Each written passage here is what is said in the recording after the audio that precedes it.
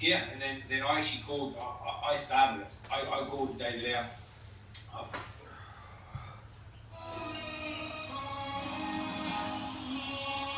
Save 30% on average when comparing colour hire with Skyscanner, and enjoy that wind in your hair feeling. Fall in love with Hungry Jack's new Jack's Fried Chicken Southern Style Tenders. Crispy, juicy, 100% Aussie chicken that will have you craving more and more. Now at Hungry Jack's.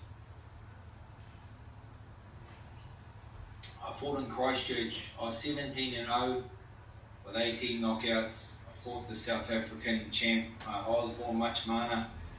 I knocked him out in round 5 or something like that. And I called out David Tua just because that's what you do in boxing. You know, you call people out, and you know, one day that fight would happen. And then so when I called him out, and then from when we actually happened, when the fight actually happened, it was probably 3-4 years later.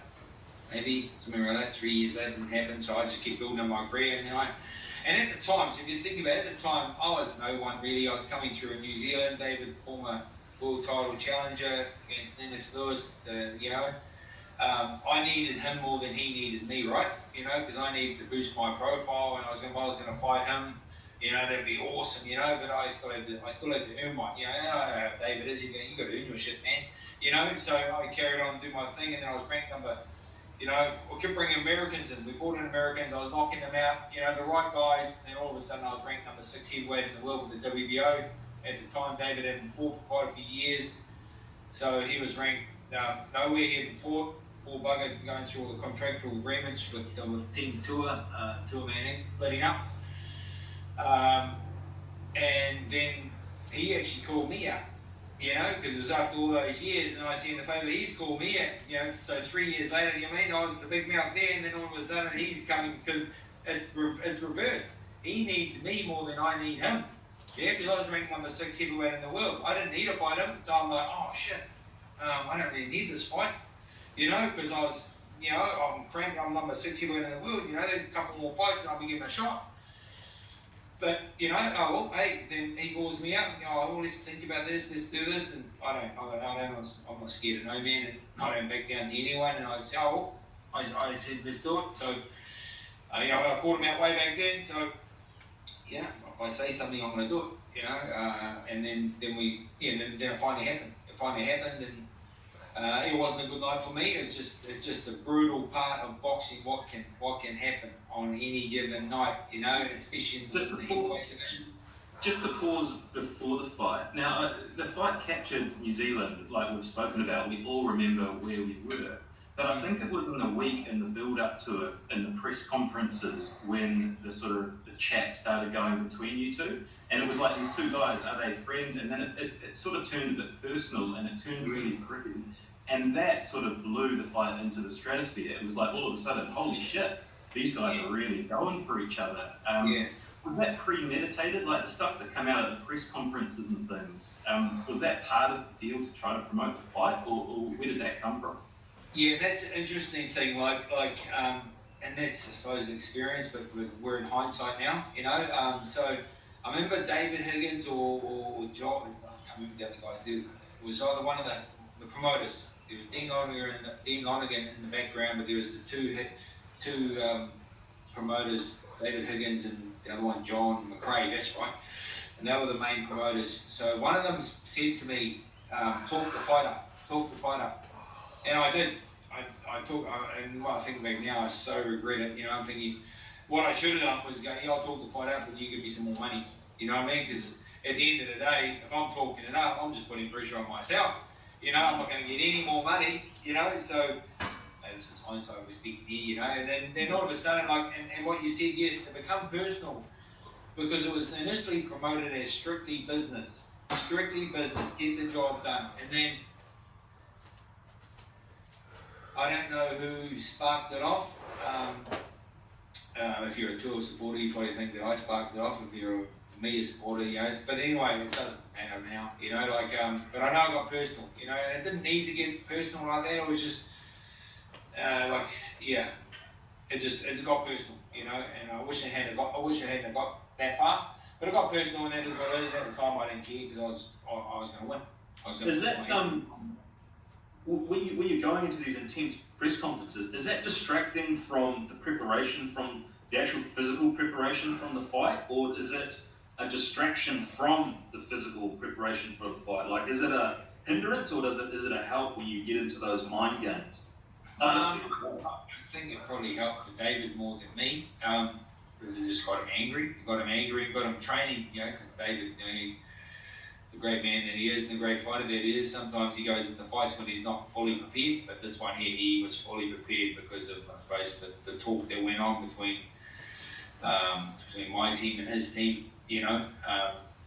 Yeah, I should have just probably checked things, but no, it doesn't matter, just what happened on the night, really, you know, and like, David called me bloody good, you know, he called me good and finished me off, so it was a remember, you know, like you boys remember where you are, you know, where you were that night. Yeah, that's a night that I wish never happened in terms of fucking the result, you know, man, because I never thought I'd lose, you know, and I was, you know, and that's what you do, is when you go into a fight, I've had 34 professional fights, and there's not one fight that I've walked to the ring thinking I was going to lose. But then if I think about nerves and stuff, and because you always get nervous, but I used to get nervous before fights, and I think, man, I hate getting nervous because you feel yuck, and you know, and then the fights happen to you, and you're amongst it, and you get the victory. And so nerves is very important, that I've worked in hindsight. It's so important to be nervous, because then you're sharp. Because when you're nervous, you're sharp, because you respect your opponent, right? And you think, I need to be sharp. Oh yeah, what's going on?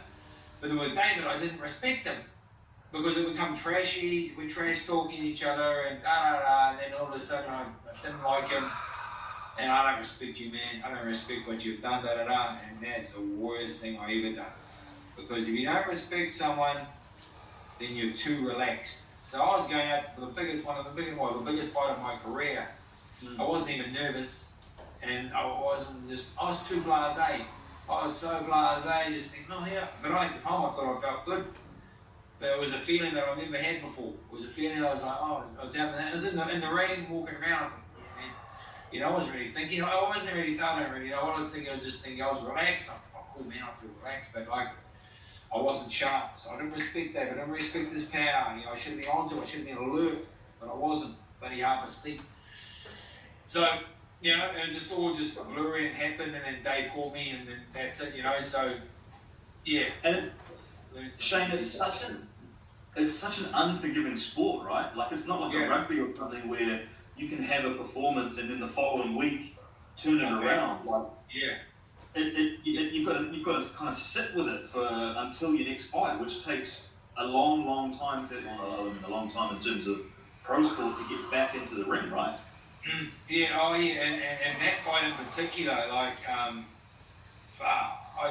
still got people that bag me on bloody social, like weekly basis around that fight. You know, it's like I never forget that fight. You know, just like I was just so gutted that I lost, and you know, I can feel David would be so happy that anybody won, you know, because it's such a big fight of the century, you know, and like, I'm going to go to the grave by losing that fight, you know, and yeah, it's weird, some of the other things that I've done, it's sort of, yeah, it's always known for, you know, that guy lost David too, you know. Remember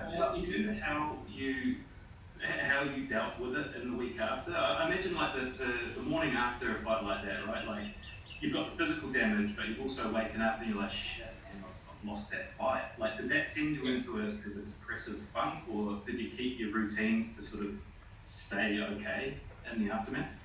Yeah, my mind was pretty strong, you know, and in my head I was just thinking, oh, he just caught me, I was just thinking, shit, I don't know, I just didn't get a chance to get going.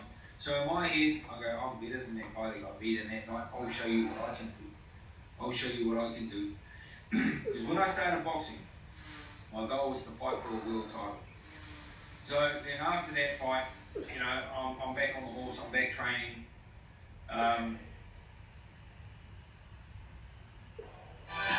Looking for a burst of flavour, guaranteed to freshen your family favourite recipes?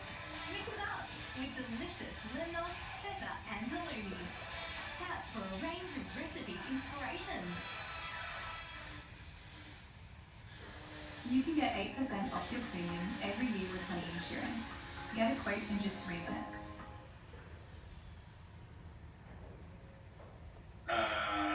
And then so even after there's so much trash talking and so much, and it was the next Monday or Tuesday, I went live on TV3 or TVNZ, I don't know which one I went, just to congratulate David on a great win. Because it was a big fight, It was a big fight. I look back now, I think it probably was a big fight. At the time, I didn't think it was, just like it was just another fight, another big. Well, I mean, like in hindsight, it's not to the magnitude of what it is now. There's been no big fight of that capacity ever since then, and may not be for a much long time. So I just got back on the horse. That's all you can do. You can't dwell on stuff, You can't dwell on stuff. By that time, so I'm not sure what my record was, but I had 2 losses. I don't know what my record was. So 2 losses. So I wanted to get back on the horse, and like I said, my goal was to fight for a world title, and I'm going to win a world title. Quick question, and was there ever talk of a rematch? The first question, and the second question is, after all of the tension and the build-up, what was the first meeting with David after the fight like between you two? What was that relationship like between you two? Because it's documented now you guys are good mates. Yeah. And you carried on, but that first meeting post-fight, what was that like? Yeah, well, I don't remember any first meeting. The only thing that I remember is 7 years later, I was at my house in Mount Albert, and I thought, man, I wouldn't mind inviting David around for dinner with his wife Helen. And I texted him, saying, brother, it'd be nice to catch up, and have some dinner and have a beer or whatever if you drink. So fast forward, then we had an awesome night. I had a bit of a cool man cave there at Mount Albert, and so Dave come down and we drank a few tequilas, had some yarns, and it was a really good night. Just I got to get a bit of an insight of David, how he thinks, and I've been around a few fighters, but not many fighters think at that top end. Not at that top end. So anyway, that's the psychology of boxing that I really love. Doesn't matter what you look like or how big your muscles are. That doesn't mean nothing. It's about what your head is, how confident are in your head. But that was a good icebreaker, I suppose. And then we just chewed the fat, and since then we've had the yarn on the phone or caught up or That must have been a special moment. Someone that you've shared such a high-profile event with, and so much history, and you've had such similar paths. And then you're having a few drinks in your man cave, and you're just talking about that's from the fight, or just different sides of the memory and stuff. That must have been a really cool night. Yeah, it was. Because David, man, he's fought some tremendous fighters. It's just really a shame he wasn't a world champion, but because he beat, like four former world champions, just a beast, just a beast. So it was good to get an insight for some of his fights, and there was a lot of pressure on him for this fight, because I actually said to him, I go, man, you've had some big fights, Lennox and all that sort of stuff. I said, what's a fight? That was around the time I wanted to understand people's thinking, in terms of what they think about. Well, what are you thinking when you walk into the ring, all that sort of stuff. I said, then I said to him, what's, you've had some big fights. What's the most? What's a fight that you had that stands out that you're most nervous for? And he goes, well, I fought Shane Cameron. I'm thinking, oh shit. He goes, man, you think about it. When I think about it, I don't know why I said that. Not only know why I asked that question, I would expect the same reply that he replied back with. I thought he was going to say, I've been next Lewis, he's fought better fighters than me. He just goes, man, he goes, I couldn't lose to Shane Cameron. There's no way I could lose to Shane Cameron. He goes, man, because you think, yeah, exactly. Well, he couldn't lose to me and he didn't lose to me, so that put a lot of pressure on him. Put a lot of pressure on him, but that's what gave him a good kick in the guts to get bloody training, get in shape, and do the business, and credit to the man, he done the business, and he'll live happily ever after.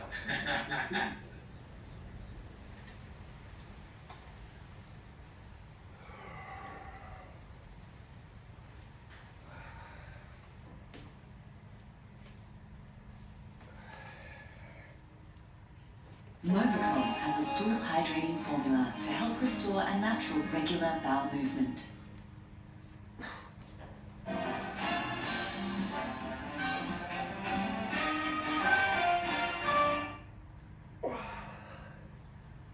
Become better at recovery, because if indeed recovery is when progress emerges, when we get better, well then anything that supports our recovery and gets us better at recovering ought to increase our rate and our degree of progress. Absolutely, you nailed it in the description. What people really want is some sort of change. Whether we're talking athletes or general population, this change is some sort of improvement in muscle function, reduction in body fat, higher functioning metabolism, whatever the case is. And the only way that happens is we talk about the equation of stress causes adaptation. But as you alluded to, the piece in the middle is only if you can recover from it. So the game we're playing here is we all agree we want more adaptation. That means we need to bring more stress into the system. We then have to ensure that our recovery outpaces the stress input, or else no adaptation will. In fact, what happens is you will actually be in a negative spot and you start going backwards. And so what I would love to do is talk about how we've handled this. And I've had a decent amount of experience here. I was fortunate enough to do my master's degree in the laboratory of a gentleman named Andy Fry, who's an NSCA Lifetime Achievement Award winner. And he studied in large part recovery, overtraining, overuse, overload, in a lot of areas. In addition, I've been fortunate enough to work with individuals from high-functioning CEOs and executives who have little time for recovery, high job stress, to athletes. And you think of the example of pitchers in Major League Baseball who have to recover in a matter of 4 days so that they can pitch again at maximum velocity. So I would love to outline some of the tools and tactics, strategies that we use for all these individuals, give you some foundational stuff, and I would love to maybe actually cover some things that most people have never heard of, some stuff you may not have access to, some technologies that we use, some biomarkers, and then even a whole bunch of things that are, keeping with the theme of your show here, cost-free or extremely low cost. So all those strategies. What I would also like to do is cover nutrition, supplementation, and fueling and hydration and things, but that's probably going to have to be saved for an additional conversation that we'll do in the next episode. Yes, so we will absolutely hold a conversation about nutrition and supplementation, where you can educate us about all the top contour stuff, all the way down to the fine details. I do have a question about recovery, and it's one that I think most people are familiar with themselves, which is soreness. We think of it as muscle soreness, but I was trained early on in my scientific career to always question the seemingly obvious. So a couple of questions about soreness. First of all, what does soreness really reflect? Is it really muscle soreness? It feels like it's in the muscles. But what other organ systems and tissues and cell types does it involve? And then I'm particularly interested in this concept or this experience that many of us, including myself, have had, which is delayed onset muscle soreness. Why would it be that when we are less in shape or when we perform a movement that is extremely novel to us, the soreness seems to arrive after a reasonable delay of maybe even a day? You know, we're fine the next day, but then 48 hours later we are exceedingly sore. And as we get more fit or more familiar with the movement, the soreness seems to arrive earlier. So I realize I just asked you about 3 questions or more. First of all, what is muscle soreness at a cellular level? Which cells, which organ systems, and so forth. What does it mean if we are sore? Something I know we'll get into a little bit later. And then why the delayed onset muscle soreness? It's actually one question. So it's totally fine you asked all 3, because I'm going to actually answer number 3, which will answer number 2, which will actually answer number 1. I'd love to tell you that I set it up that way intentionally, but I'm just happy to hear that where I was unable to be concise, you are able to be concise. Thank you. Yeah. We are still learning a lot about this area. It's actually really difficult to perform these studies. Anytime you ask a question about something like pain or soreness, you're immediately talking about perception. And there is obviously a physical component to that, and there's also perception. And so teasing those things out is extraordinarily challenging. That said, there has been a lot of work in this area. In fact, probably you may have a show already out on pain, or maybe one's coming down the road. We did an episode on pain a while ago, but it's definitely time to revisit that literature. I also have some amazing colleagues at Stanford who work on pain both from the cellular and molecular side, but also from the psychological side, about how our understanding of pain and what we believe about pain shapes the experience of pain and pain relief. Amazing. That stuff is incredibly important, and I'm glad we flagged that, and maybe we'll just call that good for now. They can come back later for another one of your shows. So that being said, why does 28 to 48 hours after you exercise? Well, that actually should give you some clues into what's happening.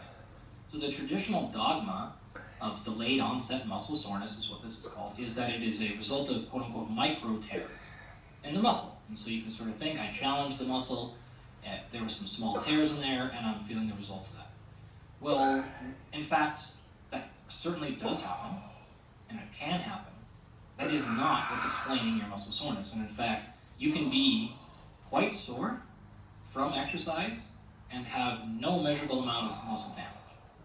And so much like anything else, when we're in this idea of pain, it's not a one-to-one explanation. There are multiple factors that are probably causing your perception of pain. Muscle damage can be one of them. It is not the only one, and it is probably, in my opinion, though this is yet to be shown definitively, probably not even the leading cause. And so what's actually happening? Well, the reason it's taking you 24 to 48 hours is you can actually find various papers, literature reviews, dating back a number of years now, over a decade, that show these wonderful curves of an inflammatory immune response. And we don't need to necessarily go through the entire physiology right now, but effectively what's happening is those things have a little bit of a time delay. And so some of those steps happen immediately, right when the exercise is there, and then some of them are delayed 6 to 24 to 48 hours. If you know a little bit about this physiology, you have a combination of neutrophils and macrophages and a bunch of things happening, and this has a time sequence. So what happens is by the time we get to this 28 to 48 hour window, now the muscle soreness kicks in. Which, wait a minute, if this was a result of my muscles being torn, and that happened immediately, wouldn't that pain start immediately? Well, the answer is it would. And so that is your first clue that that's not responsible for it. When we look at that immune response and we see that is actually peaked 24 to 48 hours later, and then that's the same time the pain kicked in, that's pulling you into the problem. So we have this immune response happening and inflammation, and all of a sudden we start getting fluid accumulation. And now there are what are called nociceptors, and you're probably very, well, obviously these are your pain receptors. What's actually interesting is we don't necessarily know a lot of information about how many pain receptors are in muscle. They're not really in the belly. In fact, this is why I can perform my muscle biopsies and they don't really hurt. You mean in the belly of the muscle? Correct. Yeah. We do have pressure sensors though. And so if you change the volume of the tissue, you will respond to that very, very quickly. So by enhancing swelling in the actual muscle, that is immediately putting pressure on those pressure receptors. That's the signal. So what's probably happening here, and I just hate to give you another bone, but a lot of delayed onset muscle soreness is probably just a neural feedback rather than it is actual muscle damage. Yeah, makes a lot of sense.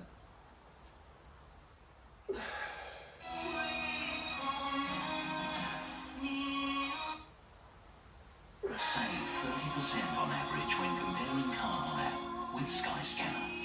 And enjoy that wind in your hair feeling.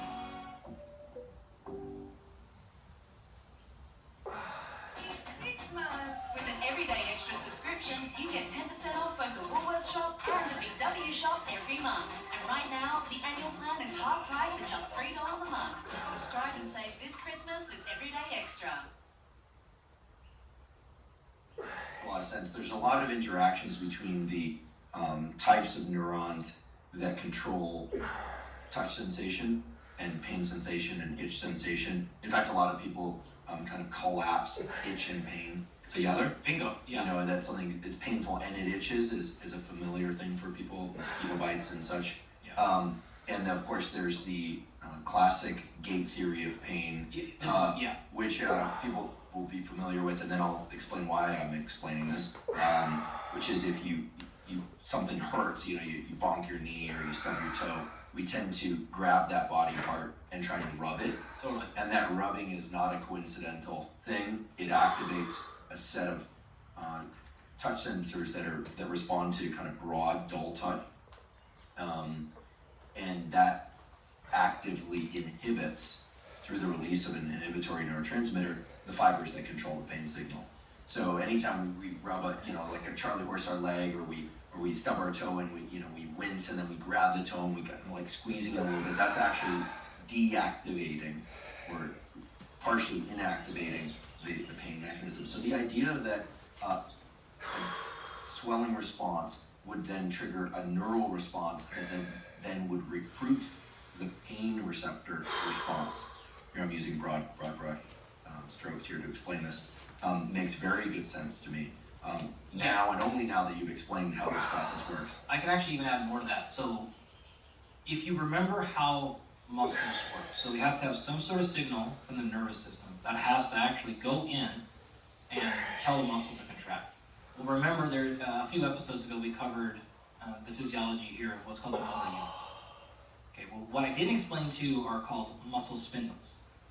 And we have talked about proprioception in an episode before as well, but we never tied this picture together. So let me walk you through that really quickly, and it's going to tie this loop into a nice bow. So what happens is this motor unit is coming in from what's called an alpha motor unit, and that's going to be innervating your muscle fibers. And that's going to tell the muscle fibers to contract. Those are typically spread out throughout all sides of the muscle, in interior and exterior whole. On the outside, though, there is another type of muscle called a muscle spindle. Now, these are non-contractile, so they don't have that actin and myosin, and they don't produce force. They are responsive, they are proprioceptive. So what that means is they sense stretch.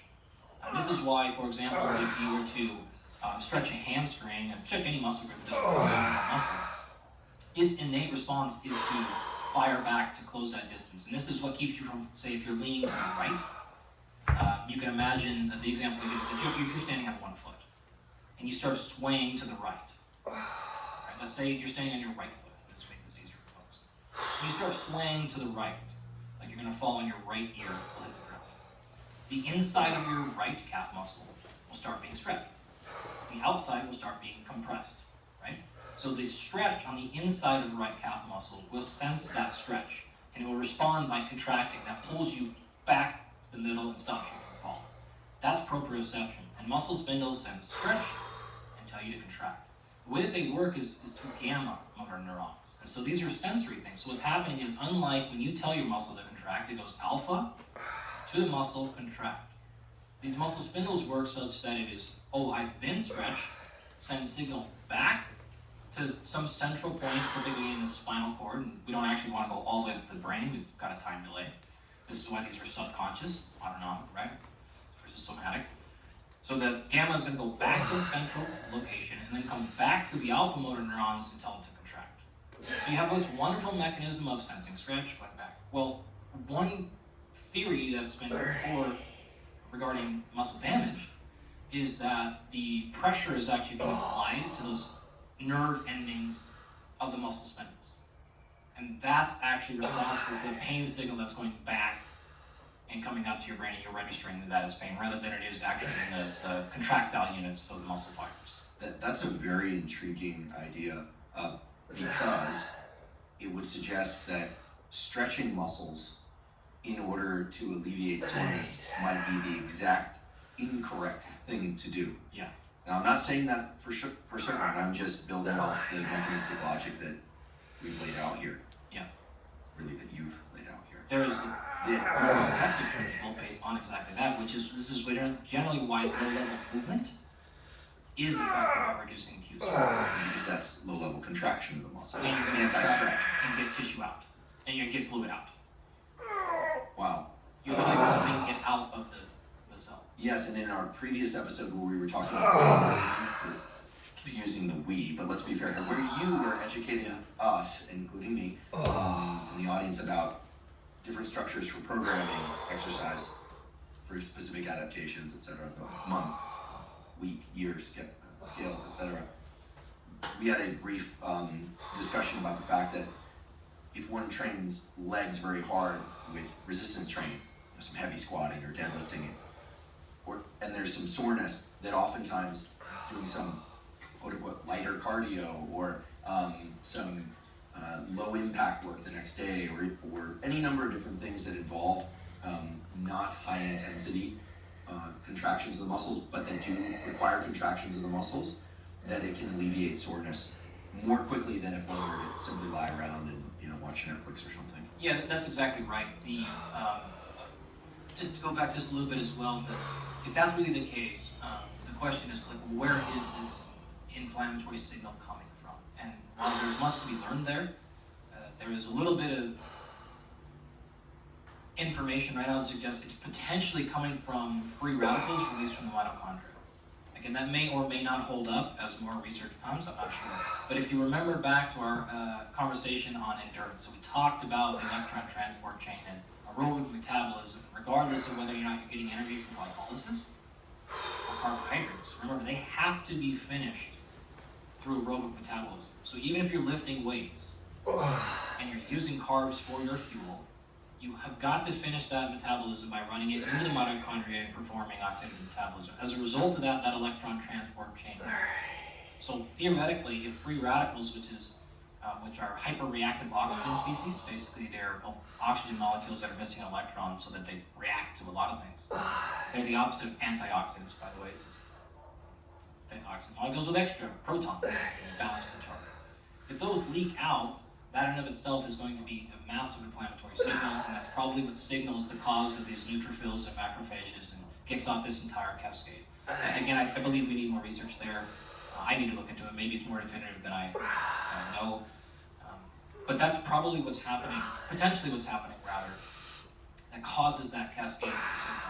Also, what you have is this combination of, if that's the case, why am I not getting tremendous amount of muscle damage when I do more aerobic-based exercise? Well, because you don't have the mechanical tension pulling on the fibers that's actually causing damage to the cell wall that allows these free radicals to escape the mitochondria and the cell wall. So that's the best we can postulate at this moment as to why those things are happening, and then why, again, low-level exercise tends to enhance even things like percussion.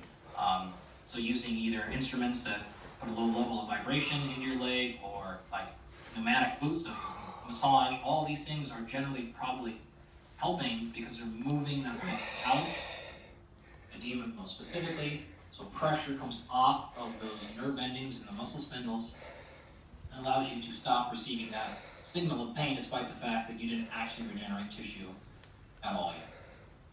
Fascinating, and I think that beautifully frames where we're headed next, which is to talk about all the different modes of recovery and how to accelerate them, and perhaps even how to combine different forms of recovery in order to become better at recovering, and in doing so, make faster progress with fitness.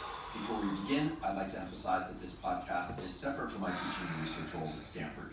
It is also separate from Dr. Andy Galpin's teaching and research roles at Cal State Fullerton. It is, however, part of our desire and effort to bring zero cost to consumer information about science and science-related tools to the general public. In keeping with that theme, we'd like to thank the sponsors of today's podcast. Our first sponsor is Momentous. Momentous makes supplements of the absolute highest quality. The Huberman Lab podcast is proud to be partnering with Momentous for several important reasons. First of all, as I mentioned, their supplements are of extremely high quality. Second of all, their supplements are generally in single ingredient formulations.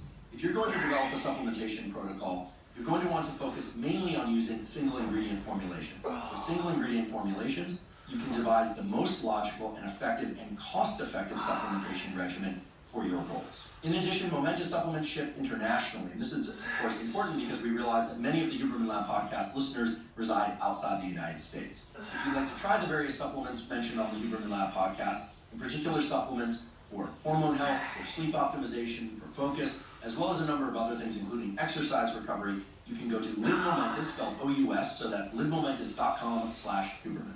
Today's episode is also brought to us by Element. Element is an electrolyte drink that contains the exact ratios of the electrolytes sodium, magnesium, and potassium to optimize cellular functioning for mental and physical performance. Most people realize that hydration is key. We need to ingest enough fluid in order to feel our best and perform our best. But what most people do not realize is that the proper functioning of our cells, and nerve cells, neurons in particular, requires that sodium, magnesium, and potassium be present in the correct ratios. Now, of course, people with Pre-hypertension and hypertension need to be careful about their sodium intake.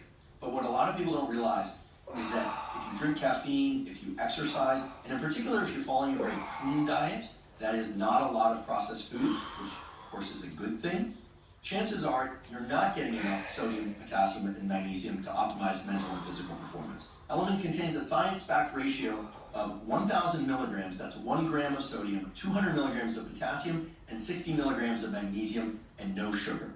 If you'd like to try Element, you can go to Drink Element, that's lmnt.com/Huberman, to get a free Element sample pack with your purchase. Again, that's Drink Element, lmnt.com/Huberman, to claim a free sample pack. Today's episode is also brought to us by 8 Sleep. 8 Sleep makes smart mattress covers with cooling, heating, and sleep tracking capacity. I've been using an 8 Sleep mattress cover for about the last 8 months, and it has completely transformed my sleep. I'm sleeping about the same amount, but I'm sleeping far deeper, and I'm now getting the proper ratios of so-called rapid eye movement, or REM sleep, and slow wave sleep, and waking up feeling far more recovered mentally and physically. The underlying mechanism for all that is very straightforward. I've talked many times before on this podcast and elsewhere about the critical relationship between sleep and body temperature. That is, in order to fall asleep at night, your body needs to drop by about 1 to 3 degrees in terms of core body temperature, and waking up involves a 1 to 3 degree increase in core body temperature. With 8 Sleep mattress covers, you can adjust the temperature of your sleeping environment to be one temperature at the start of the night, a different temperature in the middle of the night, and a different temperature as you approach morning, each of which can place you into the optimal stages of sleep and have you waking up feeling more refreshed than ever. If you'd like to try 8 Sleep, you can go to 8sleep.com/Huberman and check out their Pod 3 cover and save $150 at checkout. 8 Sleep currently ships in the USA, Canada, United Kingdom, select countries in the EU, and Australia.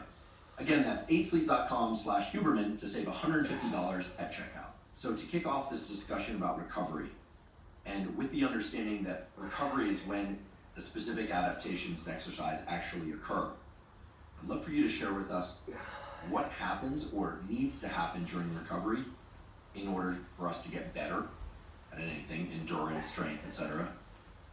But also how specific types of exercise stimuli and specific types of adaptations that we trigger, running a bit further, lifting a bit more weight, slowing the cadence of a given movement, etc. How those specific types of triggers for adaptation relate to the specific or maybe similar types of recovery that are required for us to make progress. In one of our previous episodes, we were talking about how the Harvard Fatigue Lab really identified this idea of homeostasis, or at least sort of championed it for. And that's important because at all levels, physiology wants to return to homeostasis. So what happens in terms of adaptation is you've challenged it to a level that it realizes if it does not make a change, it will not be able to get back to the same level of homeostasis. That's fundamentally what's happening. That is recovery. That process of taking an insult, being temporarily reduced in functionality, causing a change so that now we come back and get what we often call in sport performance, super compensation. All that really is doing, though, is bringing you to a new level of homeostasis. Effectively, it is understanding if that same insult comes again, I need to be able to make sure that that doesn't cause the same level of disruption. And so we raise the bar. Whether this is enhancing our ability to take the same level of mechanical tension on the muscle and not result in micro damage. Whether this is being able to take the same reduction in energy and not have that compromise sleep, anything. It's really fundamentally changing so we can have a new level of homeostasis because it's predicting that that same insult is going to come again down the road. I want to clarify for people that when Dr. Galvin says insult, while he may actually insult me, insult is the nerd speak terminology for some sort of damage inflicted to a tissue or system. So he's speaking about the insult to the muscle or insult to the neuromuscular connection created by adding more weight to the bar, running a further distance, running a bit fast or pedaling faster. That creates a micro insult or an insult. And now, because everyone is familiar with psychological and verbal insults, you'll never forget that biological concept. It's important we tag another thing here. which is called hormesis. It's one of my favorite phenomena, and it effectively means this, that there is a dosage or toxicity response to almost everything. And if you think about this in the context of, say, drugs, what this means is if I gave you 10 milligrams of something, that it would be okay. But if I gave you 20, it'd be a problem. Eventually, if I go up and give you enough, this thing turns toxic. This is a case of everything from cyanide, where it can actually be in small dosages in nature. In fact, it's in many of the fruits that you eat, but it's at a dosage that it doesn't matter. If that dosage is higher, though, that actually can cause problems, and if it is high enough, it can actually kill you instantaneously. The back end of that, though, is because you introduce this micro insult, as you framed it for me perfectly, your body will then adapt to it. And that's really what's happening with exercise adaptation, is it is a hormetic stressor. And why that's important is, if you look at the immediate responses to exercise, you see an extremely large increase in inflammation. You see oxidative stress. You see a whole cascade of autophagy. Like all these problems, quote unquote, happen. And it's like, what's actually quite funny here is, as a part of my PhD, the academic portion, I had to go through the medical side of the school. And so my physiology class was in med school. So I'm the only non-medical doctor in that class for my PhD. So I leave my lab, I walk across campus, and I take a physiology class with these folks. And I died the whole time internally, because every time we would cover a new area, it was basically the exact same value or number. In a medical setting is like, oh my gosh, they're going to die. And in the performance setting is like, this person's in fantastic shape. It's like, I never, it still amuses me to this day, obviously, because it's just simple things like total blood volume, right? You cover like, okay, if you have a patient come in, their blood volume is 6 liters, you immediately get them on a diuretic of some sort because they're going to have a heart attack if one person gets up right now. And I'm immediately thinking, damn, 6 liters, that person is super fit. Because that is actually a positive adaptation to training. It's one of the most important, if not the most important adaptation to endurance training, is enhanced total blood volume. So you'll store more blood in your body when you're more fit than you are less fit. So I mean, I could go on. All these things, sodium concentrations, potassium concentrations, are like, you look at these things on paper and you don't know if that person's about to die because they're 65 years old and out of shape, or if that person's going to break a world record in a marathon. This brings up a very important tangent, which is, for instance, if you go and take a blood test and you are somebody who exercises very intensely with resistance training, your blood creatinine levels can be way out of range. And if your physician doesn't know that you're doing certain forms of exercise, might say, wow, there's a lot of muscle tissue damage occurring in your body. As you mentioned before, your total blood volume is dangerously high, when in fact you are far healthier and much fitter than the person whose numbers would be in range. That said, obviously there are limits to these statements whereby you would want to be cautious and take action to ameliorate a very elevated blood creatinine level or something of that sort. But the point you're bringing up is also one about the field of medicine, which is that many, not all, but many physicians don't take into consideration the outside activities that people are doing, and so it becomes a kind of plug and play type way of looking at blood charts. We've done many thousand athletes' blood chemistry. And we don't use, first of all, we never look at disease stuff. That's not what we do. We take people that are healthy and try to optimize performance. And blood chemistry is one of the best tools. If you really understand what you're doing there, you can get some incredibly powerful information out of blood chemistry. That actually relates to what we're going to talk to today in terms of measuring everything from acute to chronic dehydration to sleep deprivation can be identified in blood chemistry, to optimization, improvements in nutrition supplementation. There's just a lot you can get there. If people are interested in that field, I'd point them to a gentleman named Dan Garner, who's just an absolute juggernaut and wizard in blood chemistry for high performance. But you can get a ton of information from that if you understand the difference between exactly what you talked about, looking for signals of increased risk of cardiovascular events 25 years down the road versus, is this the optimal value for high performance in an athlete? Which is what our database and all of our software and stuff does, is only looking for those things. So I'm going to talk about some of the biomarkers to look for a little bit later, salivary stuff, some blood stuff, but we'll maybe save that part of the conversation for down the road. Tell me about different time scales of recovery. Sure, this is actually where I was trying to answer your question before, and then I got myself way off track. But the reason I brought up the hormetic thing is, if you understand that some things in the acute, say 24 to 48-hour period look terrible. It's actually fun, right? So this is the stimuli that's causing adaptation. So the reason I brought up the medical exchange there is because if you looked at inflammatory markers and you mentioned some of them, you would see that they are highest acute within seconds to minutes to hours after exercise. However, that's exactly the stimuli needed to bring them down chronically. Okay, and so chronically meaning maybe in that moment they're elevated, and then maybe they're coming down 24 hours later, 48 hours. However, if you were to compare your resting level, say that Monday before you worked out, to your resting level that Monday the week following that, what you would probably see is your baseline inflammation goes down. And so we got to be really careful. Are we talking immediately post-exercise? Man, these markers look terrible. Maybe my recovery score is awful. So that's not necessarily a bad thing, because what we're looking to do is to not only change what's happening today, but we're trying to cause adaptation that may take us weeks or months to actually access.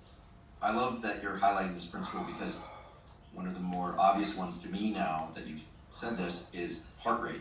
Absolutely. If my heart rate goes very, very high during exercise, and I do that fairly consistently, or even semi-consistently, my resting heart rate will actually be quite a bit lower. That's a fantastic example. Really what you're getting at here is this concept where I think it's important to differentiate between adaptation and optimization. Now we hear that word and I use it, and most scientists hate it, but it's a good communication tool, optimization. If you're optimizing for the current moment, you're almost surely compromising delayed adaptation, right? If I were to say, do the thing right now that makes you feel the absolute best in the world, and you're like, great, you took a nap, you ate a donut, like, awesome, you feel amazing. But you know it's causing long-term issues. The same can be said in the back end. If you're never choosing things that make you better right now, you're never actually going to see any adaptation. So what we're really doing with this recovery conversation is playing this game of balancing immediate gratification with delayed gratification. And how do we identify how much to do now versus not? How do I use a value or a marker, whether this is how tired I feel today, how sore I am today, versus a score on an app or a tracking metric, whether this is a blood marker, anything, and understand if that's what I need to cause the adaptation I want a week, a month, 3 months from now. And in the case of some of our other athletes, it's even up to 4 years, right? We're trying to cause adaptations that will get us where we want to get in the Olympics or World Championships or where we're going to be. So that's the framework we have to think about recovery. We maybe falsely think about it as, I need to maximize my recovery today. And you could do something like take an anti-inflammatory, whether this is a supplementation or a drug, or maybe this is ice. Oh, cool, that's great. That will enhance your recovery in this moment. That'll make you feel better today, probably tomorrow. But what we know is that blocks the signal for adaptation. So you're not going to get the same results, 4, 6, 8 days from now. So when we talk about recovery, we have to understand what tool am I using and why. In order to do that, we have to understand what am I training and what am I trying to maximize. If I am in the middle of a season with an athlete and we are competing tomorrow, I am going to hedge towards acute recovery, right? Because I have to actuate that performance right now. If I am starting the off season, I'm not hedging towards recovery. I'm actually hedging towards adaptation. So we're not going to deploy any of these, especially things like there's evidence that a combination of vitamin C and vitamin E will blunt hypertrophic adaptations because they're anti-inflammatory, they're antioxidants. Right? Other studies have shown maybe they don't have an inhibitory effect. They may or may not. Point is, conceptually, you want to be careful of what you're trying to optimize for. And you have to have that forethought, and that alone is going to dictate your decision making with whether or not, again, you get in the eyes, you do that. Now, we will cover some tools, like massage, that are pretty fine to use. You don't have to worry about those blocking long-term adaptation. But others, you're going to want to be very careful about. So this principle that you've laid out, Stubborn stool? Try Movicol.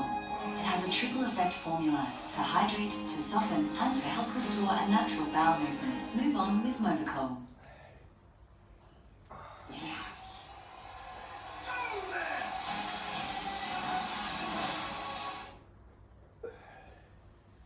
this principle that you've laid out for us, which is that there's a set of events that occur during exercise that trigger the adaptation.